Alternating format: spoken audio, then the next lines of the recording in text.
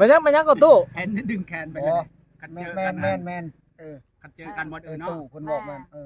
เจอบุญชินในระวังเด้อ เจ้ากา เอาแล้ว กาอะไรใด บ่ตู้เพิ่นนี่สิบ่ตัวรักษาเพิ่นบอก บ่ตู้ เพราะว่าเพิ่นเว้า แต่ว่าคอยเป็นคอยไปแล้วละว่าได้ วาดอลิตะก็ถูกดิ ใจเย็นๆคบไปก่อนบ่ต้อง คอยเบิ่งคอยอนากันไปก่อนเนาะตู้เนาะ บ่เป็นหยัง โดย ใจเย็นเข้ามา อย่าบ่ได้พาวแล้วว่า บ่ได้พา เพราะว่าเราว่าตะกี้อันคอยบ่กล้าไปหาผู้สาวเราอ่ะเฮานี่มันเป็นแบบคนทุกข์หั่นนะ แม่นอยู่คนอยู่ผู้เดียว น้องแห้งทุกข์แล้วเราว่าคอยละบ่กล้าคันสิไปหาภัยปัญญาหมู่ปฏิเสธหั่นนะ แม่น ก็คือความนั่นแหละ แม่น บ่กล้านะ ชาพังตู้เพิ่นเว้าตอนนั้นนะเพิ่นว่านะเฮามันคนทุกข์สิไปหาแต่ว่าเมียน่ะอยากได้ แม่น อยากได้ คอยก็คิดว่านั่นแหละ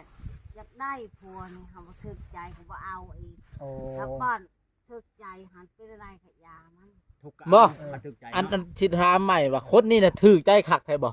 ถึกใจ เข้าสเปคกันคักบ่ เว้าก็ม่วนในใจ เราบ่ได้สูบกินเหล้ากินยาได้นี่ใดบ่ได้กินเหล้ากินยา เฮาบ่มักกินเหล้ากินยากินเบียร์เฮาบ่มัก เราก็เราบ่ได้สูบได้นี่ยาก็บ่ได้สูบ เขา ได้ อ นี่ ยู่ชื่อหาได้ เราก็ไม่ได้กินหรอก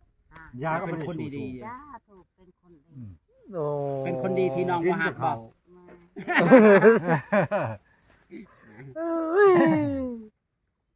ครับคือว่าคุณเป็นนายจาน สมศักดิ์ศรีแม่ เนาะ แต่ว่าเพิ่นเว้าออกจากใจจริงทุกคนเลย จากใจเพิ่นว่าฮักจริงอะไรว่า แต่ว่ามื้อนี้ตู้มีเฮานี่ก็ดันดนย่างมาทุกคนเลยแต่เก่านี่บ่ได้ไปหา จน ผู้สา ลื ว มกินข้าวเที่ยงมาพี่เลย โอ้ ตีข่าวว่าสิไปหาผู้สาวบ้านโนน เจ้า แม่นแหละ ป้าเลยอันนั้นจีรอ ย้อนว่า แล้วที่เราหา6โตเนี่ย มานี่อันนั้นมาเลยมาน่ะทับอิฐนี่บ่ได้ฮู้บ่ว่าอันตู้พายลมมาก่อนบ่ได้ฮู้บ่ บ่ เอาแล้ว บ่ฮู้ได้ ที่จริงฮู้ผู้ชาวตู้ผายเนาะ เบบว่าหลักมาได้ยินที่เพิ่นว่าไปหาผู้สาว จักผู้สาว จั ใส่ ก เนาะ จักใช่มันผู้สาวอยู่ไส แม่นบัดมาฮอดได้ซั่นแหละมาฮอด มันมาเบิ่งตัวจริงหลุดนี้บ้านตัวนี้ โอ้มาบ่มาเห็นหน้าตอนทับอิฐนี่หน้าตอนแรกๆนี่มักเลยบ่ ก็มักเลย จนไปเบิ่งผู้ชาวปิ้งไก่แล้วเบิ่งคักแล้วเราเบิ่งว่าคือสิถึก แล้วย่างมาแล้วก็ถามไปหยังเรามาหาชะแพงบ่ รถบ่ได้ฮู้จักว่าผู้สาวคนนี้นะ ก็บ่ฮู้เลยเนาะ โอ้ ลังเถือกมันจักว่าเมียเขาก็บ่จักมันบ่ บ่จักว่าบ่จักว่าไอ้เหี่ยวเฮาโสดตัวจริงเลยเนาะ เจ้า มันว่า บ้านมาเบิ่งโอ้แต่ผู้สาวว่านี่นะ โอ้ ว่าผู้สาวแล้วบ่มีผัวเนาะมีแล้วตะกี้ นี่แหละตะกี้ หาจักผัวเราจักไปใส่แล้วเฮาก็ยังบ่ ตาย ได้ แล้ว โอ้ผัวเพิ่นเสียแล้วเพิ่นตายแล้ว โอ้เราไปพักผ่อน ถ้าไปพักผ่อนชั่วคราวบ่แม่นว่าตลอดบ่ เจ้า แล้วมาเห็นผู้สาวปิ้งไก่แล้วเบิ่งผู้สาวจนบ่หยุดผู้สาวอายนี่บัดนี้ผู้สาวว่าเจ้าคือเบิ่งคอยแท้ คนมักคนเบิ่งเนาะ โยเนี่ยมักเนาะคันเนี่ยบ่มักโหเลี้ยวเบิ่งแต่บาดเดียวลงฮอด ไป จักว่าสิเป็นหลังฉะแบบนี้ก็บ่จักหรอก บ่เป็นไรหรอกมัก มาเห็นหน้ากันปุ๊บปั๊บรถมักกะล้นบ่โอ้ แสดงว่ามื้อนี้นี่บ่เสียเที่ยวตู้ เจ้า แสดงว่าบ่เสียเที่ยวที่ตู้ดันดนมานี่ เจ้า มื้อนี้นี่ แม่น แม่นแหละ บ่เสียเหือเสียแห้งเนาะที่ได้มาเนาะ เจ้า มาก็ได้เห็นผู้สาวงามอลีมักอลี มักอลี มาเห็นก็มัก สินอนรับอยู่บ่มื้อแรงนี่บ่ อะไร สินอนรับอยู่บ่ฮะ พลิกปีนอยู่ผู้ใดผู้เดียว โอ้ เพิ่นเสิร์ฟเลยเพิ่นสิรับ คือ มันจะเหี่ยวได้สินอนรับอยู่บ่มื้อแรง แบบว่าขึ้น เนาะ เห็นหน้าเราแล้วอ่ะ อ๋อต่างคนต่างคิดฮอดกันต่างคิดเห็นกัน จังน้อยสิได้ชวนเพิ่นมาหัวหน้าเพิ่นมาอีกแล้วนี่ โอ้โอ้ แสดงว่าหัวหน้าเพิ่นบ่ได้อยู่แล้ว บ่ได้อยู่ได้อันนั้นแหละซั่นนี่นะอ คิดฮอดก็อดเอา ให้อดเนาะ อดบ่ได้แค่2-3มื้อ หอดยามมันสิได้ เดี๋ยวก็มาว่างๆก็มาคือเก่า เพื่อสิแล้วเขาแล้วน้ำจะเอากัน โอ้ แล้วข้าวแล้วน้ำก่อน แล้วข้าวแล้วน้ำก่อนตู้เอ้ยใจเย็น ใจฮ้อนนอนอยู่ค่ำบ่ได้เนาะ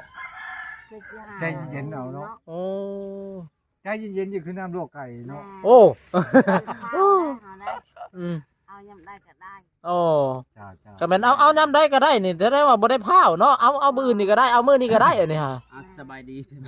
ว่าคันพร้อมเมื่อใดก็มันมาคอแล้วเนาะ แม่ อืม โอ้ย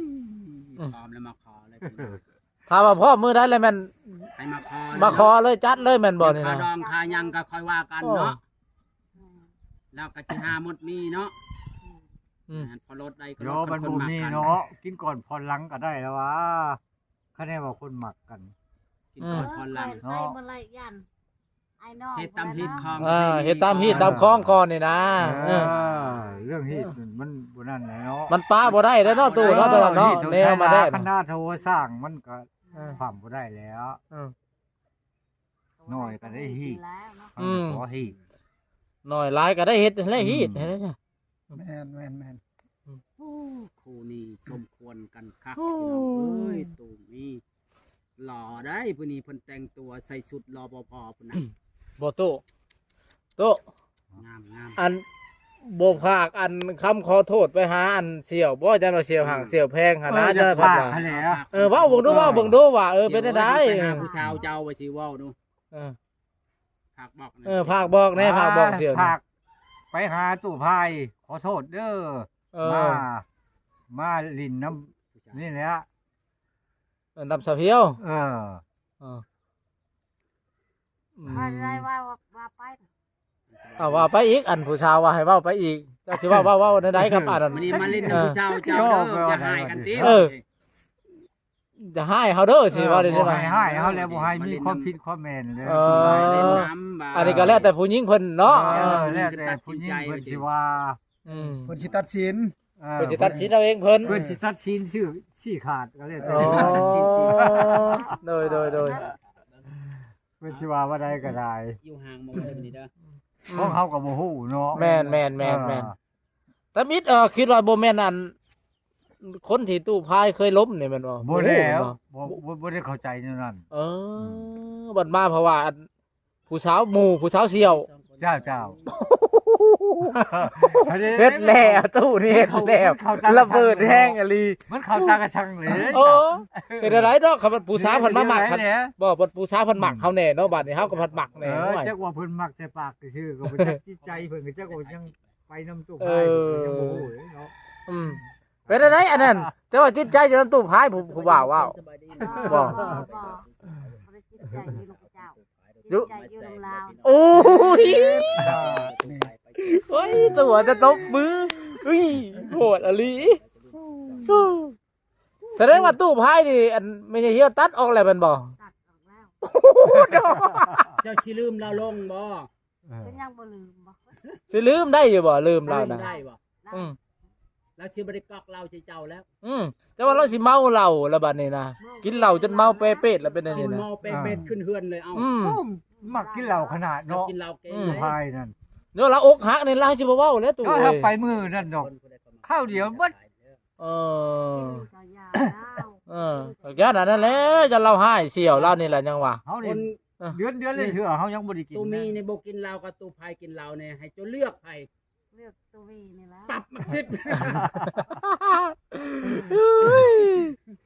โบโตผู้สาวเลือกเจ้าดีใจบ่ โอ้ดีใจแฮง ดีใจจังได๋ ภูมิใจแฮงขนาด ภูมิใจแห้งเลยแม่นบ่ ปักมาสิบเลย เต็มร้อย โอ้เต็มร้อยเลย เต็มร้อยบ่แม่นเป็ด90 8-90เนี่ยบ่ได้ เอาร้อยเลย ร้อย จะครึ่งนึงก็บ่ได้ บ่ได้เต็มร้อยโลด โหดแล้วงานนี่โหดแล้ว โคหักพี่น้อง โอ้ สมกันคักอีหลีไม่ใหญ่เหี่ยวก็เลือกบ่ใหญ่ตูมีบัดนี้ตูพายเฮาสิเฮ็ดจังใดบัด จากโมงละตุจากโมงแหละ จะเข้าหาเลยเหรอ จังไงก่อน บ่ป้าเดี๋ยวจะทำเป็นไงเหี้ยวเพิ่นยากไปเอางัวควายดอกยันว่าเนาะง่วง ยามค่ำ โตเถื่อนเนี่ย ชอบโตนั่นแหละ ก็บ่ร้ายปานใดจะต้อง อะไรตู้เป็นกำลังใจให้ผู้สาวมักบาดนี้ เจ้า ผู้สาวมักเจ้าแล้วบาดนี้ โอ้ดีแล้วจ้ะ ดีบ่ บ่เป็นตู้เหี่ยวถ้า หัดเสีย อ่านั่น บ่มีเนี่ยต้องบุญเทศคุณเนาะ โอ้ นาจังมาตอบ เช่น แทน คุณ เพิ่น ว่าเจ้าแล้วก็ว่ามักเขาก็ว่ามักนี่แหละ โอ้โดย ไม่ให้กับยา โอ้บ่มี ฝากกำลังใจไว้ให้ก็ได้เนาะ แม่น บ่มีแนวให้ก็บ่เป็นหยังแม่นบ่ บ่เป็นหยังมัน อ่านจะได้ละ5ได้มาต้อนเราเด้อ มักทั่วมักหยังเจ้ามีงาน อันนี้มักถั่วมักอะไรมักถั่วมักแตงหั่นนะ ต้องได้เนี่ยมาผากเลยฮะ มัน โด ด่าง ย มันเด้งจะเป็นหัวเลยบ่มัน มัน ด่างจะเป็นหัวเลยบ่ บ่เลย ยังบ่เป็น บ่เป็น เนาะงามแล้วปูมันด่าง งามขนาด ยังบ่เป็นหัว มันด่างมันแก้วหั่นนะ แม่นแหละ บ่ตู้มี ท่านบ่มี ตู้มี เจ้า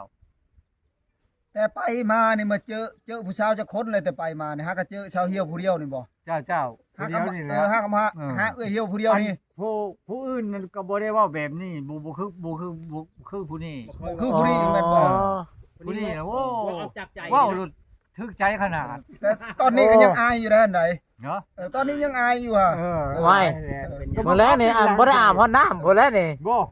บัดมัน เพิ่นเคินเด้ หลังจากแบบนี้แหละโอ้ยบ่ บ่เป็นเนาะ ใช่ มันเจ็บ นอนกลางคืนก็เป็นหลังใส่กันแบบนี้อยู่ โอ้ ก็บ่คักเลย แม่นแล้ว แต่ขี้มันชัก ผู้สาวก็คือ เอาบ่เลยเจ้าบ่ใช่นึงเจ้าอย่าโลด ยาว เพิ่นอยากอายเพิ่นแพ้ครีมพ่อใหญ่หน้าเราแดงเราแพ้ครีมเพิ่นใช้ครีมทาหน้า มันบ่ถูก ทีมยังได้โนสิถึงโนไป แต เนาะ กมันจะแสบมันได้ ตู้ ฝากชื่อน้ำสแปร ตู้ผู้สาวมักแล้วผู้สาวมักแล้ว ผู้สาวมักเจ้าตู่เอ้ยตู้ถามดูเจ้ามักข่อยบ่ถามครับ เจ้าก็มักข่อยอยู่บ่ มาก บ่ตัว ถ้าบ่ อ้อ มาก มันบ่ถึงแล้วครีมตัวนี้ไปซื้อใหม่เด้อ ถ้าแพงแล้วว่าชื่อลากกระเป๋า ไปซื้อใหม่แล้วสิเอาเงินให้เด้อ โอ้ยสิเปผู้สาวเลยบัดนี้